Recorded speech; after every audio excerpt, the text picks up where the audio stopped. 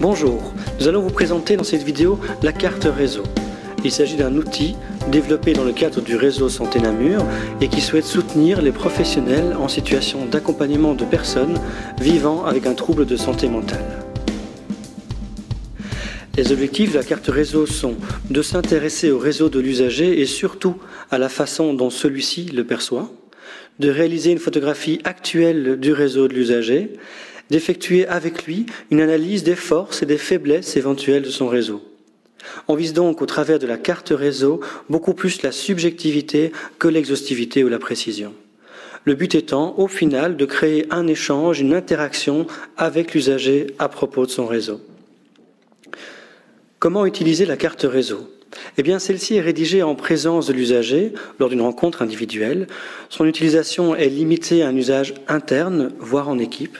La carte réseau n'est donc pas destinée à une diffusion vers des acteurs externes. Quel est le matériel nécessaire pour réaliser une carte réseau ? Tout simplement un bic ou un crayon et une feuille de papier. Vous pouvez télécharger les consignes de la carte réseau, de même que le schéma, sur le site internet du réseau Santé Namur. Au travers de 5 étapes simples, vous et l'usager pourrez réaliser sa carte réseau. Tout d'abord, vous lui proposerez une consigne générale de départ. Vous balayerez ensuite 5 domaines ressources, importants afin de s'assurer que vous ayez permis à l'usager d'envisager plusieurs aspects de son réseau.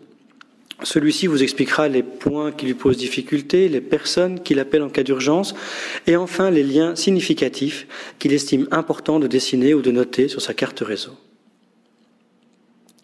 Étape numéro 1, la consigne générale. Tout d'abord, orientez le schéma en direction de l'usager, de sorte à ce que de votre côté, vous puissiez noter le nom, le prénom et la date. Vous demandez ensuite à l'usager de citer les personnes, lieux et ou institutions qui jouent un rôle important dans sa vie à l'heure actuelle.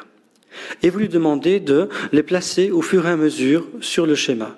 Plus les personnes, lieux et ou institutions sont placées vers le centre, plus cela signifie qu'ils jouent un rôle important pour l'usager. Celui-ci peut placer les personnes sur le schéma tout simplement en les pointant du doigt. Vous pouvez également proposer à l'usager de dessiner lui-même sa carte réseau. Vous pouvez aussi utiliser des post-it par exemple, si cela vous paraît plus facile ou plus interactif, libre à vous. Si la personne citée est un professionnel, vous l'indiquerez à l'aide d'un triangle. Par professionnel, nous entendons une personne qui a un lien professionnel vis-à-vis de l'usager en termes d'aide et ou de soins. Si la personne citée est non professionnelle, famille, amis, proches, etc., vous l'indiquerez à l'aide d'un cercle. Étape numéro 2, balayer les 5 domaines ressources. Afin de proposer à l'usager d'envisager son réseau de la manière la plus large possible, vous allez lui demander si d'autres personnes jouent un rôle pour lui parmi les 5 domaines que vous allez citer. Passez ensuite en revue les 5 domaines ressources, le social, donc les ressources relationnelles, la vie quotidienne, donc les personnes qui l'aident éventuellement au quotidien, la santé physique et mentale, les activités, qu'il s'agisse de loisirs, de formation, de bénévolat ou d'emploi, et enfin les personnes qui l'aident sur les plans administratifs et juridiques.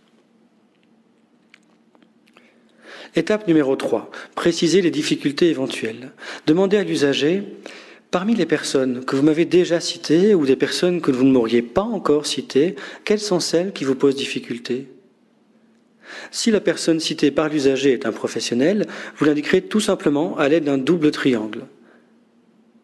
Si la personne citée est non professionnelle, vous l'indiquerez à l'aide d'un double cercle. Étape numéro 4, en cas d'urgence. Demandez à l'usager: parmi les personnes que vous m'avez déjà citées ou des personnes que vous ne m'auriez pas encore citées, à qui faites-vous appel en cas d'urgence ? Si la personne citée est un professionnel, il vous suffit de remplir l'intérieur du triangle. Si la personne citée est un non-professionnel, vous remplissez alors l'intérieur du cercle. Et enfin, étape numéro 5, l'usager peut indiquer sur sa carte réseau les liens qu'il estime significatifs. Ça veut dire qu'il estime suffisamment importants pour être dessinés sur sa carte réseau.